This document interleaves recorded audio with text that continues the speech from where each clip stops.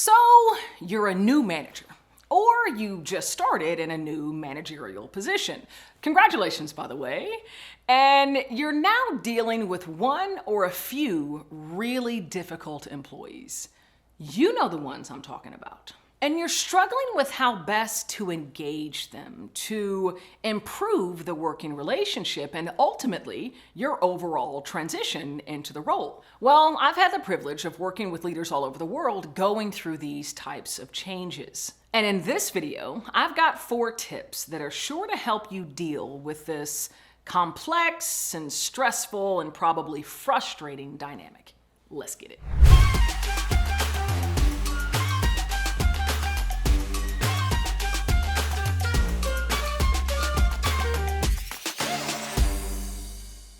Okay, by the end of this video, you're gonna know what you need to be keeping top of mind and practicing to improve this relationship. You're gonna have specific perspective on how to continue nurturing the relationship, including some really powerful questions. You're gonna know something that can be so powerful when acknowledged and how to take action. And finally, what's critical to maintain moving forward. Yo, I got all the goods. Let's talk about it. The first tip. Get curious and practice empathy. You're having to deal with this really difficult employee. They're constantly pushing back, they're not getting their work done, they're undermining you in front of your team or even in front of your management. There are many different ways this individual could be posing difficulty to you and to the business. But in this moment, as opposed to focusing on the words, the actions, the behaviors that are creating the difficulty, instead focus on what might be inspiring it. Get curious about what that could be. Remember, you're a brand new manager to them. Maybe you're stepping in, replacing a manager that they absolutely loved. Maybe you're stepping in, leading a newly formed team that they're a part of that they had little to no choice about stepping into because of an organizational restructure. This is about recognizing the difficult situation that you're all a part of and opening the door for this individual to share how they're feeling about it. Where do they see opportunity for improvement and what do they hope for the team moving forward? Now, I recognize opening this door could quickly slide into a venting session, could quickly slide into someone going into that downward spiral where all they're doing is pointing out all the bad things, all the things that are inspiring the negative emotions. And that's okay. It's okay to allow that energy to exist. But of course, you want to invite them into that hope.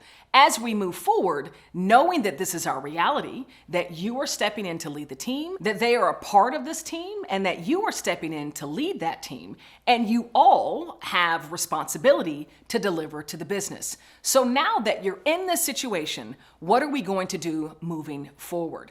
I think there can be so much value when you can address how difficult the situation is for yourself as well as for that individual and for the team, and allow them to emote, to share those feelings. That in and of itself is going to help because it creates this authentic connection because you're acknowledging and you're recognizing. You see them and then you want to work with them to move things forward. And one of the best, most impactful things that you can do in these conversations is to step into a bit of vulnerability, to share that, you know what, I am new to this role. I am new to this team. And you carry expertise and experience, knowledge that I don't have. And so I'm going to be leaning on you to help me hit the ground running. And I appreciate your willingness to share your experience and your knowledge to support moving forward. Tip number 2. Commit to building a relationship, a healthy relationship with this individual. Likely this employee is creating difficulty because they have no connection to you. You're new. They don't know you. They aren't connected to you and maybe they don't want to be. And I would invite you, don't take this personally because it's likely not about you. It's about what you represent. You're a disruption. You're a change. You are something new. You were getting them outside of their comfort zone. Somebody that they don't know, that they now have to take, direction from, that, someone that's now going to own their work plan. So strive to create that connection, to get to know them, not just the work that they're doing, the passion that they bring into their work, but their likes, their dislikes. What do they do outside of the office, outside of their work? Their family life. Strive to understand and know them as a human being outside of a work setting. And then, of course, share about yourself, maybe finding those commonalities, those areas where you can relate. Find somewhere that you can bond with this individual to, again, nurture that connection, that authentic connection. And I'll tell you, something that's worked well for me is when I've gotten honest with them about when I've struggled in the past, when I got a new manager, and the thoughts that I had, and the pushback that I expressed as well. Again, sharing vulnerability, sharing about a time when you struggled with a new manager is going to invite that authentic connection. It's going to make you more relatable. By the way, if this is value added, if you're digging it, please subscribe. You see the button under my face somewhere on the screen. Click the button, because I do videos like this all the time, striving to deliver you value consistently. So please subscribe so you'll be one of the first to get notified when a new video drops. Okay, let's get back into it. The third tip is to acknowledge the opportunity that you're sitting within and then co-create a plan of action moving forward. Acknowledge the opportunity that you both have moving forward, right? There's an opportunity to nurture the relationship. There's an opportunity for you to get to know them a little better, for them to get to know you a little better. Communicate to them that that's your intent, to nurture the connection. And then co-create a plan of action to build that connection. Not only, of course, addressing the work and the deliverables, but also how can we strive to continue to get to know one another? And that might look like a 5-minute check-in during every one-on-one before you talk anything about work, just to get to know each other a little better, recognizing this is a new, difficult, and different situation for both of you. Maybe you could create a standing meeting every week or every month for them to share their ideas, where they see areas of opportunity, things that they think that you should improve or that the team can improve moving forward.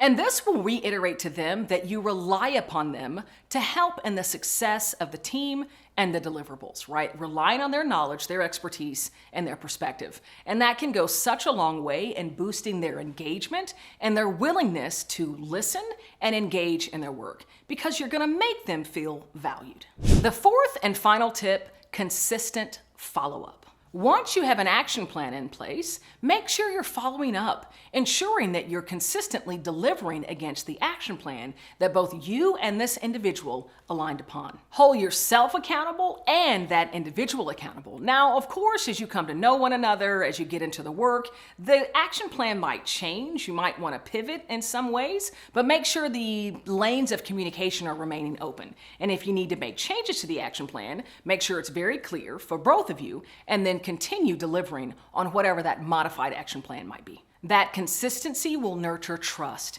and reiterate you being a part of their support system as well as their leader.